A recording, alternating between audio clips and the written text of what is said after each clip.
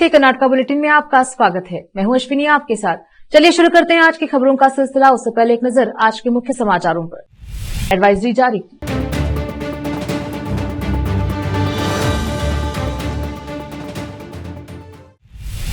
समाचारों का सिलसिला शुरू करते हुए देखते हैं समाचार विस्तार से। पहले देखेंगे स्थानीय समाचार।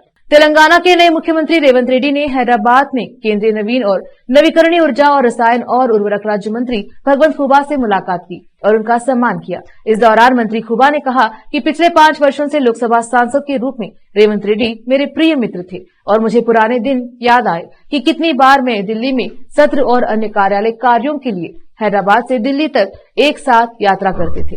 आज वह एक राज्य के मुख्यमंत्री हैं, यह खुशी की बात है। इस अवसर पर मंत्री खुबा ने मुख्यमंत्री से केंद्रीय रसायन उर्वरक तथा नवीन एवं नवीकरणीय ऊर्जा स्रोत मंत्रालय के विभिन्न मुद्दों पर चर्चा की तथा तेलंगाना सरकार से आवश्यक सहयोग का अनुरोध किया, जिस पर मुख्यमंत्री ने आवश्यक सहयोग प्रदान करने की बात कही। विशेष संवाददाता की रिपोर्ट। हुमनाबाद बस स्टैंड पर विभिन्न स्कूलों और कॉलेजों में पढ़ने वाले छात्रों ने बस स्टैंड के 2 गुटों को जाम कर दिया। वह मांग कर रहे थे कि सुबह सुबह हुमनाबाद से बसवा कल्याण जाने वाली बसें समय पर नहीं आ रही हैं। छात्र इस बात से नाराज होकर बस स्टैंड के गेट बंद कर अपनी नाराजगी जताई। छात्रों का यह वीडियो सोशल मीडिया पर वायरल हो रहा है। विशेष संवाददाता की रिपोर्ट। मंगलवार को औराद स्थित बीआरसी केंद्र पर दिव्यांग बच्चों के लिए आवश्यक विभिन्न साधन उपकरणों का वितरण कार्यक्रम आयोजित किया गया, जिसमें पूर्व मंत्री व विधायक प्रभु चौहान ने उपकरण वितरित किए। स्कूल शिक्षा विभाग, integrated education Karnataka field resource centre Aurad द्वारा आयोजित कार्यक्रम में कुल 40 बच्चों को wheel chair, pram cycle, walking stick सहित आवश्यक उपकरण दिए गए। इस मौके पर विधायक ने कहा कि विधानसभा क्षेत्र के सभी दिव्यांगों को जरूरी उपकरण मिलना चाहिए। तालुका में कितने विकलांग बच्चे हैं, उन्होंने कहा कि कितने उपकरणों की आवश्यकता है, इसका सर्वे कराकर प्रस्ताव दिया जाए तो विभागीय मंत्री पर दबाव बनाकर आवश्यक उपकरण उपलब्ध कराने की कार्यवाही की जाएगी। विशेष संवाददाता की रिपोर्ट। रोकते हैं समाचारों का सिलसिला, लेते हैं छोटा सा ब्रेक। जल्द लौटेंगे ब्रेक के बाद।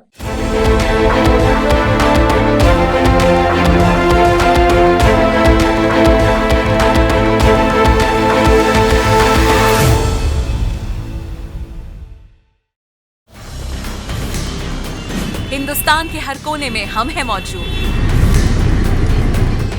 24 घंटे हालात पर गहरी नजर, खबरों से जुड़े चुपते सवालात और आपको दिखाता है धार्मिक, सामाजिक, राजनीतिक, लोकल और इंटरनेशनल न्यूज की सबसे बेहतर कवरेज, जो आपको रखती है हर पल बाखबर। देश और दुनिया भर की खबर के लिए देखते रहें KP news 24/7। Noor education trust Bidar की ओर से चलाए जाने वाला Noor MEd and BEd college Bidar, recognised by NCTE Delhi and affiliated to Bidar University, Bidar. Admission are open for the academic year 2023-24. विशेषज्ञ और सक्षम शिक्षकों द्वारा शिक्षा प्राप्त करने के लिए नूर एमएड एंड बीएड कॉलेज में दाखिला लें और शांत वातावरण में शिक्षा प्राप्त करें। बीदर शहर में बेहतर शिक्षा का एकमात्र केंद्र Noor MEd and BEd college, Shahpur gate, Bidar.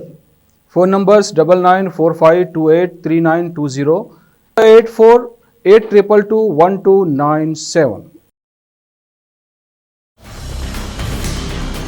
Hindustan के हर कोने में हम हैं मौजूद। 24 घंटे हालात पर गहरी नजर,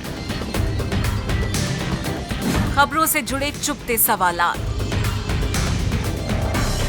और आपको दिखाता है धार्मिक, सामाजिक, राजनीतिक, लोकल और इंटरनेशनल न्यूज की सबसे बेहतर कवरेज, जो आपको रखती है हर पल बाखबर। देश और दुनिया भर की खबर के लिए देखते रहें केपी न्यूज 24/7।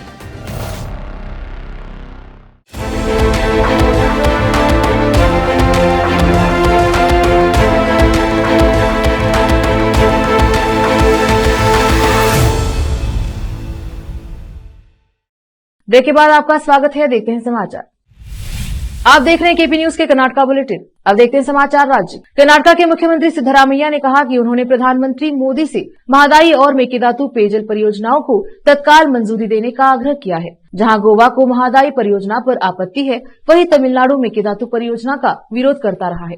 कर्नाटका के दृष्टिकोण से महादाई परियोजना को राज्य के सूखाग्रस्त उत्तरी क्षेत्र में पीने का पानी उपलब्ध कराने के लिए महत्वपूर्ण माना जाता है, जबकि मेकेदातु परियोजना राज्य की राजधानी बेंगलुरु को पीने का पानी उपलब्ध कराएगी। दिल्ली में पीएम मोदी से मुलाकात के बाद सिद्धरामैया ने पत्रकारों से बात करते हुए कहा कि उन्होंने महादाई नदी मामले को संबोधित किया, जिसमें कहा गया कि गजट अधिसूचना बिना किसी बाधा के पूरी हो गई है। हालांकि पर्यावरण मंजूरी जो लंबित है, केंद्र सरकार द्वारा दी जानी चाहिए।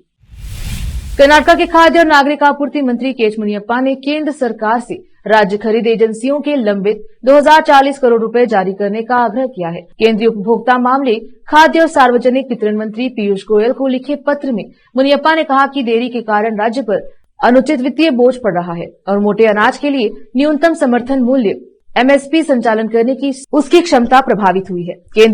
केंद्र की एमएसपी नीति के अनुसार राज्य सरकार किसानों से मोटे अनाज और धान कस्टम मिल्ड चावल के रूप में परिवर्तित और पीडीएस के तहत वितरित खरीद रही और इसे केंद्रीय पूल में जमा कर रही है। पूरी प्रक्रिया पूरी होने के बाद एजेंसियां भारत सरकार द्वारा अनुमोदित अंतिम लागत शीट के अनुसार अपने दावे प्रस्तुत करती है। हालांकि 2009 और 10 के बाद से भारत सरकार ने कर्नाटका की खरीद एजेंसियों के दावों का निपटान नहीं किया है। मुख्यमंत्री सिद्धरामैया के पत्र लिखने के बाद केंद्र ने इस वित्तीय वर्ष में 784.33 करोड़ रुपए की अंतिम सब्सिडी जारी की, लेकिन आज तक 2009 और 10 से 2022-23 तक की अनंतिम और अंतिम सब्सिडी, जिनकी राशि 2040.45 करोड़ रुपए है, केंद्र के पास लंबित है। स्वास्थ्य विभाग ने पड़ोसी राज्य केरल में बढ़ते मामलों को देखते हुए मंगलवार को एक कोविड एडवाइजरी जारी की है। सलाह के अनुसार 60 वर्ष और उससे अधिक उम्र के लोगों को, गर्भवती और स्तनपान कराने वाली माताओं को बाहर निकलते समय मास्क पहनना चाहिए। उन्हें बंद, कम हवादार स्थानों और भीड़भाड़ वाले इलाकों में जाने से बचना चाहिए। जिन लोगों को सांस की समस्या है, बुखार, खांसी, सर्दी और नाक बहने के लक्षण हैं, उन्हें तुरंत चिकित्सा सहायता लेनी चाहिए। यह सलाह कोविड-19 तकनीकी सलाहकार समिति की सिफारिशों के आधार पर जारी की गई है। एडवाइजरी के मुताबिक लोगों को बार बार हाथ धोने सहित स्वच्छता बनाए रखनी चाहिए। जो लोग स्वस्थ हैं उन्हें घर पर ही रहना चाहिए और दूसरों, विशेषकर बुजुर्गों से मिलने से बचना चाहिए। विदेश यात्रा करने वाले लोगों को सतर्क रहना चाहिए और हवाई अड्डों पर मास्क पहनने जैसी सावधानियों का पालन करना चाहिए। स्वास्थ्य आयुक्त रणदीप ने स्वास्थ्य अधिकारियों को एक परिपत्र जारी कर कहा कि केंद्रीय दिशा निर्देशों के अनुसार केरल और तमिलनाडु सीमाओं पर प्रतिबंध लगाकर सीमा पार निगरानी बढ़ाने की कोई आवश्यकता नहीं है। हालांकि उन्होंने अधिकारियों से सतर्क रहने और पर्याप्त परीक्षण और कोविड मामलों की समय पर रिपोर्टिंग सुनिश्चित करने को कहा। वक्त एक और छोटे से ब्रेक का, जल्द लौटेंगे ब्रेक के बाद।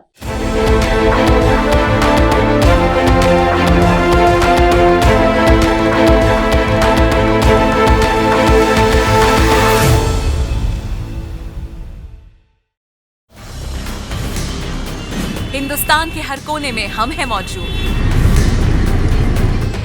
24 घंटे हालात पर गहरी नजर, खबरों से जुड़े चुपते सवालात और आपको दिखाता है धार्मिक, सामाजिक, राजनीतिक, लोकल और इंटरनेशनल न्यूज की सबसे बेहतर कवरेज, जो आपको रखती है हर पल बाखबर। देश और दुनिया भर की खबर के लिए देखते रहें KP news 24/7। Noor education trust Bidar की ओर से चलाए जाने वाला Noor MEd and BEd college Bidar, recognised by NCTE Delhi and affiliated to Bidar University, Bidar. Admission are open for the academic year 2023-24. विशेषज्ञ और सक्षम शिक्षकों द्वारा शिक्षा प्राप्त करने के लिए नूर एमएड एंड बीएड कॉलेज में दाखिला लें और शांत वातावरण में शिक्षा प्राप्त करें। बीदर शहर में बेहतर शिक्षा का एकमात्र केंद्र Noor MEd and BEd college, Shahpur gate, Bidar. Phone numbers 9945283920, 8482221297। Hindustan के हर कोने में हम हैं मौजूद। 24 घंटे हालात पर गहरी नजर, खबरों से जुड़े चुपते सवालात और आपको दिखाता है धार्मिक, सामाजिक, राजनीतिक, लोकल और इंटरनेशनल न्यूज की सबसे बेहतर कवरेज, जो आपको रखती है हर पल बाखबर। देश और दुनिया भर की खबर के लिए देखते रहें केपी न्यूज 24/7।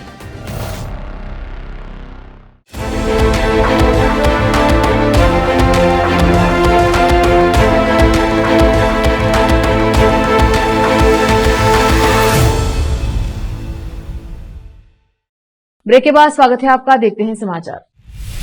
राज्य सरकार ने कर्नाटक उच्च न्यायालय को सूचित किया कि वह निर्वाचन क्षेत्र के परिसीमन की अधिसूचना जारी करेंगी और तालुका पंचायतों, टीपी और जिला पंचायतों के चुनाव कराने के लिए जल्द ही आपत्तियां आमंत्रित करते हुए एक मसौदा आरक्षण अधिसूचना को अंतिम रूप देंगी। जिला पंचायत इसे एक उपक्रम के रूप में दर्ज करते हुए मुख्य न्यायाधीश प्रसन्ना बी वराले और न्यायमूर्ति कृष्णा एस दीक्षित की खंडपीठ ने 2021 में राज्य चुनाव आयोग SEC द्वारा दायर जनहित याचिका PIL का निपटारा कर दिया। महाधिवक्ता शशिकरण शेट्टी ने प्रस्तुत किया कि एक सप्ताह में जारी किए जाने वाले आरक्षण अधिसूचना के मसौदे पर आपत्तियां प्राप्त करने की प्रक्रिया पूरे होने के 2 सप्ताह बाद निर्वाचन क्षेत्रों के आरक्षण की अधिसूचना को अंतिम रूप दिया जाएगा। अदालत ने उन्हें मंगलवार शाम तक अपना आश्वासन एक शपथ पत्र के रूप में अदालत के समक्ष रखने का निर्देश देते हुए याचिका का निपटारा कर दिया। कर्नाटक के मंत्री प्रियांक खरगे ने AICC अध्यक्ष मल्लिकार्जुन खरगे का नाम इंडिया ब्लॉक के कई दलों द्वारा प्रधानमंत्री पद के उम्मीदवार के रूप में प्रस्तावित किए जाने पर टिप्पणी करते हुए सवाल उठाया। चर्चा हमेशा समुदाय के इर्द गिर्द क्यों घूमती है और क्या दलितों की दक्षता पर विचार नहीं किया जाता? उन्होंने यह बयान बुधवार 20 दिसंबर को उस सवाल के जवाब में दिया जिसमें पूछा गया था कि क्या वरिष्ठ दलित नेता मल्लिकार्जुन खरगे का नाम 2024 में आगामी लोकसभा चुनाव में इंडिया ब्लॉक को फायदा पहुंचाने के लिए आगे बढ़ाया गया है। प्रियांक, जो मल्लिकार्जुन खरगे के बेटे हैं, उन्होंने अफसोस जताया कि जब भी मुख्यमंत्री या प्रधानमंत्री पद के उम्मीदवारों के बारे में चर्चा होती है तो वे समुदायों पर ध्यान केंद्रित करते हैं। क्या आप इन समुदायों में दक्षता नहीं देखेंगे जिनका आप उल्लेख कर रहे हैं? क्या वे केवल उन्हीं समुदायों के नाम पर चुने जाएंगे जिनसे वे आते हैं? प्रियांक खरगे ने इस बात पर जोर दिया कि जब प्रधानमंत्री मोदी ने सत्ता संभाली तो उनकी जाति पर सवाल नहीं उठाया गया। प्रियांक खरगे ने कहा, आप कहते हैं कि वह कुशल हैं। हमने देखा है कि वह 10 साल तक कितने कुशल हैं। दिल्ली पुलिस और इंटेलिजेंस ब्यूरो IB के अधिकारियों की एक टीम ने लगातार दूसरे दिन डी मनोरंजन के विजयनगर स्थित आवास पर उनके परिवार के सदस्यों से पूछताछ जारी रखी। मनोरंजन तब सुर्खियों में आए जब उन्हें संसद की सुरक्षा में सेंध लगाने और एक अन्य आरोपी सागर शर्मा के साथ शीतकालीन सत्र के दौरान लोकसभा में धुआं कनस्तर खोलकर दहशत पैदा करने के आरोप में गिरफ्तार किया गया। सूत्रों ने कहा कि जांच के हिस्से के रूप में दिल्ली पुलिस और IB की 6 सदस्यीय टीम जो सोमवार को मैसूर गई थी, उन्होंने मनोरंजन के परिवार के सदस्यों से उनके आवास पर सुबह 11 बजे से शाम 6:30 बजे तक 8 घंटे से अधिक समय तक पूछताछ की। अधिकारियों ने उनके पिता देवराज गौड़ा, मां शैलजा और बहन से मनोरंजन के बारे में विवरण एकत्र किया और किताबों सहित कुछ वस्तुओं का भी सत्यापन किया जो उनके घर की दूसरी मंजिल पर उनके कमरे में थी। टीम ने भारतीय जनता पार्टी के सांसद प्रताप सिम्हा के साथ उनके परिचित के बारे में भी विवरण एकत्र किया। जब मनोरंजन अपने साथी शर्मा के साथ लोकसभा में प्रवेश करने के लिए प्रवेश पास हासिल करने में कामयाब रहे थे। सूत्रों ने बताया कि पूछताछ के दौरान जांच टीम को पता चला कि मनोरंजन अक्सर बेंगलुरु आता रहता था, इसलिए अधिकारियों के बेंगलुरु आने की संभावना है ताकि यह पता लगाया जा सके कि क्या उसका किसी व्यक्ति या संगठन से कोई संबंध था जो इस घटना के लिए जिम्मेदार हो सकता है। बेंगलुरु और तमिलनाडु के कोयम्बटूर के बीच बहुप्रतीक्षित वंदे भारत एक्सप्रेस के लिए मंच तैयार है। बेंगलुरु सेंट्रल के सांसद PC मोहन ने पुष्टि की कि दोनों शहरों के बीच वंदे भारत एक्सप्रेस दिसंबर के अंत तक शुरू की जाएगी। कर्नाटक के लिए यह चौथी वंदे भारत एक्सप्रेस होगी। PC मोहन ने कहा, दिसंबर के अंत तक बेंगलुरु कोयम्बटूर से जुड़ने वाली अपनी चौथी वंदे भारत एक्सप्रेस का स्वागत करने के लिए तैयार है। वर्तमान में बेंगलुरु और कोयम्बटूर के बीच केवल एक एक्सप्रेस ट्रेन है। उदय एक्सप्रेस वर्तमान में लगभग 7 घंटे की यात्रा समय के साथ सुबह में चल रही है। अगर इन दोनों शहरों के बीच वंदे भारत एक्सप्रेस की घोषणा की जाती है तो समय एक महत्वपूर्ण भूमिका निभाएगा, क्योंकि नियमित यात्रियों के लिए सेमी हाई स्पीड ट्रेन एक महंगा सौदा होगा। हालांकि समय और अन्य विवरण अभी घोषित नहीं किए गए हैं। बेंगलुरु और पड़ोसी तमिलनाडु के बीच यह दूसरी वंदे भारत एक्सप्रेस होगी, क्योंकि पहले से ही ऐसी एक ट्रेन है जो चेन्नई, बेंगलुरु और मैसूर के बीच यात्रा करती है। फिर से एक नजर आज के मुख्य समाचार एडवाइजरी जारी।